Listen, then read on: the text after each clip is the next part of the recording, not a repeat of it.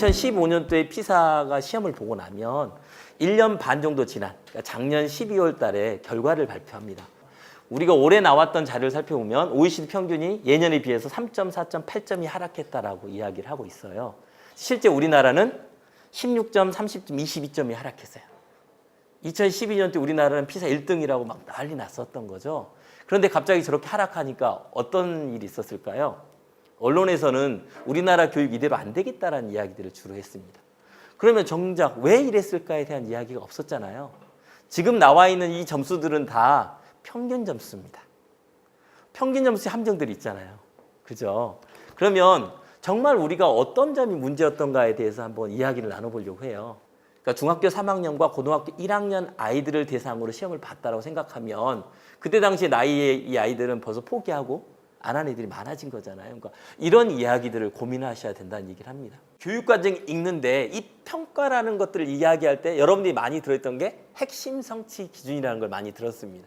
교육과정 성취 기준이 이렇게 제시돼 있고 기존에 있던 게 이제 코드표라고 그러는데요. 이 코드표 자체가 과거 2009 개정교육과정에는 과목마다 다 별개로 진술이 돼 있었는데 2015로 들어오면서 코드표 자체도 이 6이라는 것은 5, 6학년군, 4라고 하면 3, 4학년군, 2라고 하면 1, 2학년군의 국, 수, 사, 역, 과 이렇게 돼 있습니다. 체육. 그리고 옆에 세 번째라는 건 03이라는 건 영역을 말하는 거죠. 듣기, 말하기, 읽기, 쓰기 영역 중에서 05라는 건 5번째 순서에 있는 성취 기준이라는 뜻입니다. 아까 전문가 감상이 드러나게 한 편의 글을 쓴다 했을 때 여기는 체험한 일에 대한 감상이 드러나게 글을 쓴다. 똑같은 견학 기록문을 쓰는 거 배우는데 여기 기록 진술했던 것만 약간 달라졌다고 보면 될 것 같습니다. 그중에 또 달라진 거 하나는 성취 기준의 도달 정도에 대해서 성취 수준으로 표현했다고 했잖아요. 이게 2015 개정교육과정에서는 평가 기준이란 말로 바뀌었습니다.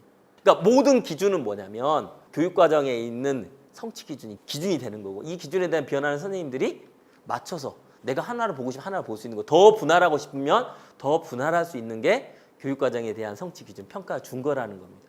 단 내가 수정할 수 있다는 전제에서 봤을 때 그냥 내 임의적으로 내가 생각하는 것이 아니라 교육과정에 제시된 것들을 충분히 해석했을 때에 대한 의미, 개인적인 해석이 아니라는 걸 저는 전제하고 있다고 봅니다.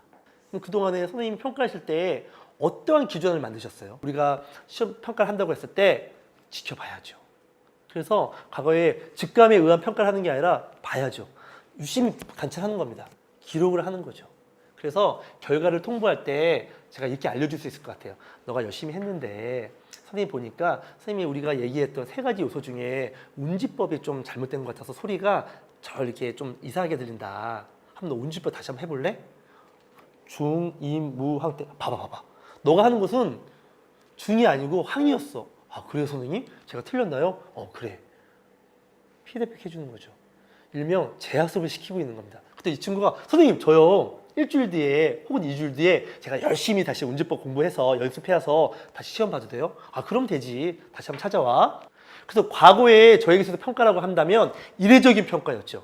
수행평가라고 해도 이례적인 평가였습니다. 그냥 한번 듣고 너는 C야, B야, A야 이렇게 했던 것을 중간중간에 제가 역동적인 평가라고 부르는데 제가 이례적인 평가가 아니라 수시로 제가 재학습과 재평가를 통해서 그레이드를 올려줬던 평가를 지금 하고 있습니다. 그래서 과거에 C구, B구, A였던 것이 아니라 이 친구의 경우는 C, 하살표 B, 하살표 A 이렇게 해서 제가 중간, 분기당 한번 중간중간 성장 참조용 통지표라는 일명 가칭 이런 통지표로 제가 지금 결과를 통보를 하고 있습니다.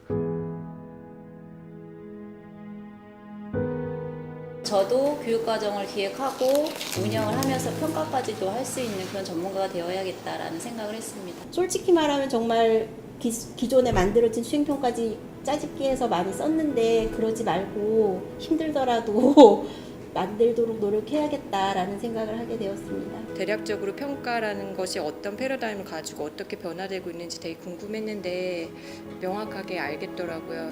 속성 코스 같아요, 이 책에 대해서. 그래서 제가 돌아가면 이 책을 좀 더 잘 깊게 읽고 현장에 적용할 수 있을 것 같다는 확신을 갖고 갑니다. 당연히 해오던 거니까 그렇게 해왔으니까 평가는 이렇게 하는 거니까 라고 생각했던 것들에 대해서 물음표를 한 번씩 달고 왜 이렇게 해야 되지? 이거 말고 더 나은 방법은 없나? 또 원론적인 것을 어디서부터 봐야 되나 라는 좀 물음표를 들고 생활을 해야겠다라는 생각을 했고요. 뭔가 내가 당장 할 거리, 지금 당장 가서 무언가 내 손으로 변화할 수 있는 그런 할 만한 것들이 있어서 그걸 들고 가서 마음이 좀 가볍습니다. 현장 교사 입장에서 여전히 고민을 가지고 있고, 다만 정말 말씀하신 것처럼 좀 터닝포인트의 역할, 그다음에 좀 마중물의 역할의 시간이 아니었나 생각이 들고요. 저한테 있어서는 사실은 되게 인식이 중요하다. 그러니까 인식이 우리의 실행 능력을 사실은 담보할 수 있는 거잖아요. 어떻게 바라보느냐. 그래서 되게 중요한데, 그럼에도 불구하고 이제 1000g의 인식보다 1g의 실천 능력이 때로는 또 중요할 때가 있습니다.